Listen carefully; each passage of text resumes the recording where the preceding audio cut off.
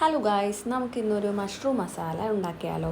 ആദ്യം നമുക്കൊരു പാനിൽ വെളിച്ചെണ്ണ ചൂടാക്കാൻ വെക്കാം. ആ ചൂടാക്കിയ വെളിച്ചെണ്ണയിൽ നമുക്ക് സവോളയും തക്കാളിയും അതുപോലെ തന്നെ പച്ചമുളകും വഴറ്റിയെടുക്കാം.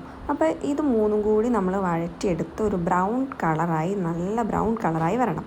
അപ്പോൾ നമ്മൾ എന്ത് ചെയ്യണം, ഇത് നന്നായി വഴറ്റിയെടുത്ത് കഴിഞ്ഞ് ബ്രൗൺ കളറായി വരുമ്പോൾ നമുക്കതിലേക്ക് ആവശ്യത്തിന് മഞ്ഞൾപ്പൊടിയും അതുപോലെ തന്നെ മുളക് പൊടിയും ചേർത്ത് കൊടുക്കാം. എന്നിട്ട് നന്നായിട്ട് നമ്മൾ മിക്സ് ചെയ്യണം, നന്നായി വഴറ്റിയെടുക്കണം. ഇങ്ങനെ നന്നായി വഴറ്റിയെടുത്ത് കഴിയുമ്പോൾ നമുക്ക് അതിലേക്ക് പെപ്പർ പൗഡറും അതുപോലെ തന്നെ ഗരം മസാലയും അതുപോലെ തന്നെ ചിക്കൻ മസാലയും ചേർത്ത് കൊടുക്കാം.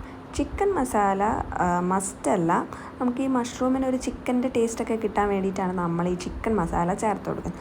അതുകൊണ്ട് ചിക്കൻ മസാല വേണമെങ്കിൽ ആഡ് ചെയ്താൽ മതി. എന്നിട്ട് നമ്മൾ ഈ എല്ലാം കൂടി നന്നായി ഒന്ന് മിക്സ് ചെയ്തെടുക്കണം, നന്നായി വഴറ്റിയെടുക്കാം. ഇതിൽ പ്രത്യേകിച്ച് നമ്മൾ വെള്ളമൊന്നും ഒഴിക്കേണ്ട കാര്യമില്ല, തക്കാളിയിലെ വെള്ളം ഓൾറെഡി അതിൽ വരും.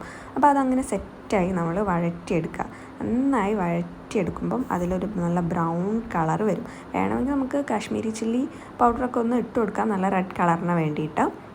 ഇപ്പം അതിൽ അതൊന്നും ആഡ് ചെയ്തിട്ടില്ല, കാശ്മീരി ചില്ലി പൗഡറൊന്നും ആഡ് ചെയ്തിട്ടില്ല. എന്നിട്ട് നമുക്ക് ഇതിൽ എന്ത് ചെയ്യാം, നമ്മുടെ മഷ്റൂം അരിഞ്ഞത് ആഡ് ചെയ്ത് കൊടുക്കാം. എന്നിട്ട് ഈ മസാലയും മഷ്റൂമും കൂടി നന്നായി ഒന്ന് വഴറ്റിയെടുക്കാം. ഇപ്പം പ്രത്യേകിച്ച് ഇതിൽ വെള്ളം ഒഴിക്കേണ്ട, ആവശ്യത്തിന് ഉപ്പിട്ടാൽ കൊടുത്താൽ മാത്രം മതി. എന്നിട്ട് നമുക്കിതൊന്ന് അടച്ച് വെച്ച് വേവിച്ചെടുക്കാം. അപ്പം എന്തായി, നമ്മുടെ മഷ്റൂം മസാല റെഡിയായി.